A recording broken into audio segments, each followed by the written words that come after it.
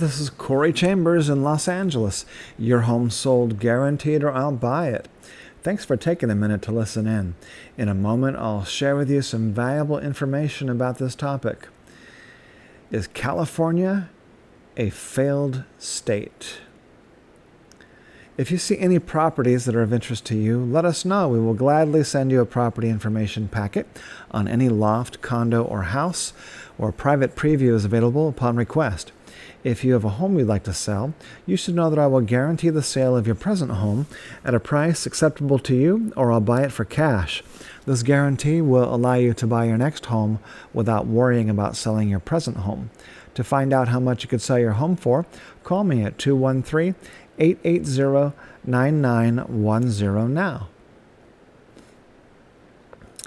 Is California a failed state? This is the real estate news. California coronavirus panic and unemployment caused by lockdown hysteria add to the other sources of misery, causing the once golden state to lose its luster. Californians are leaving for greener pastures.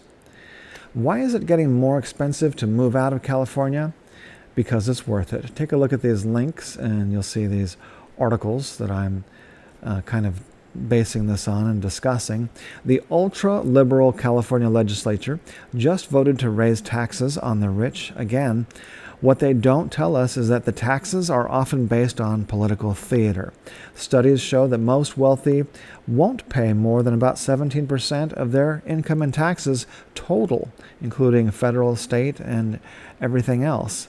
Any increases in taxes on the wealthy are often they're kind of fake. They must include corresponding tax cuts or loopholes. Otherwise, the wealthy just won't pay them. They'll pick up and they'll move to another jurisdiction with lower taxes, and then the area loses its tax base. California is currently losing its tax base at an alarming rate. Tech companies that were once big spenders are downsizing, especially when it comes to commercial real estate. Pinterest announced at the end of August that it's paying a termination fee in excess of $89 million to cancel a lease for 490,000 square feet of office space. That's almost $500 million they're paying just as a cancellation fee to get out of leasing commercial real estate. So this is just one very notable example of what's going on. Commercial real estate is being totally decimated and devastated, and commercial real estate is a big thing. So anyone who thinks that we're having a V-shaped recovery, there is just very little evidence. There is mountains of evidence that we are not going to have a V-shaped recovery, and that we're going to have that we are already in a greater depression, worse than the Great Depression. I've gone over this before. 3 areas that are already worse than the Great Depression, which is the biggest stock market drop in history, the biggest spike in unemployment in history, the biggest drop in GDP, gross domestic product, in history. Okay, that's Great Depression right there. And then you got to add to that we're not even, who knows how far we are through the virus panic.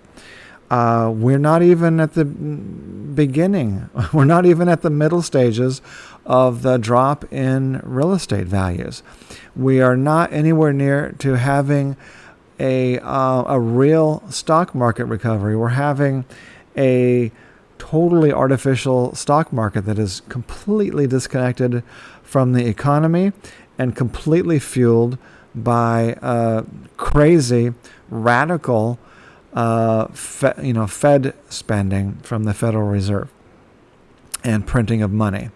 So there's only 2 choices, which is to have massive depression and falling real estate prices, or massive unemployment, or both, which is stagflation, which is what we talked about yesterday. Signs of failure are popping up all over the place. Californians are moving to Arizona and other states in droves. Electric blackouts are the latest slap in the face to California consumers just over the last few days. And this needless shortage of electricity comes on the heels of virus panic, riots, looting, violent crime, and massive job loss.